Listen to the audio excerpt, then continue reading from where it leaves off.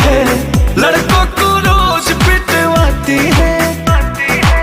कातिल यादें तेरी घायल कर जाती हैं, ऐसे तू क्यों तड़पाती है?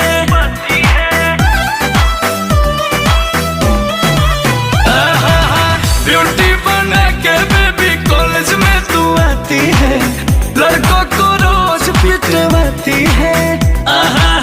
कातिल यादें तेरी घायल कर जाती हैं, ऐसे तू क्यों तड़पाती है? मैं चीज ही कुछ ऐसी हो कोई समझ न पाया कैसी हो, चख लूं जिसको वो मर जाए तो समझ ले जहर की जैसी हो। कभी मुझको न टच किया कर, कभी मुझको न टच किया कर। क्यों क्यों क्यों? क्योंकि हम दोनों नागिन हैं। ओ नागिन ओए नागिन, ओ नागिन ओए नागिन, कभी तो हम दोनों कभी डस लिया कर।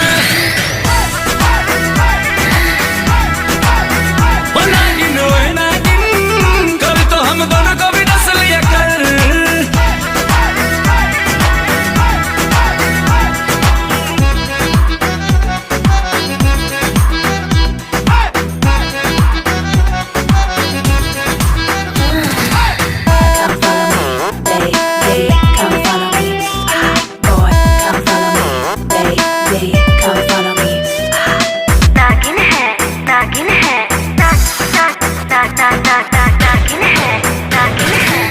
लड़के हमारे पीछे पागल लाखों होते हैं कितने घायल।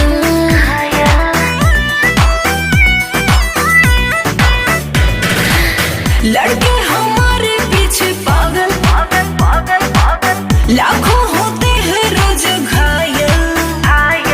स्वर्ग दिखा के यूं तड़पा के लगती है तू रॉयल रे। क्यूट फिगर करे जख्म जिगर, ये दिल हुआ तेरा कायल रे। सच कहती हूँ मुझसे तू डर, सच कहती हूँ मुझसे तू डर। क्यों क्यों क्यों? क्योंकि हम दोनों नागिन हैं। ओ नागिन ओए नागिन, ओ नागिन ओए नागिन, कभी तो हम दोनों कभी डस लिया कर।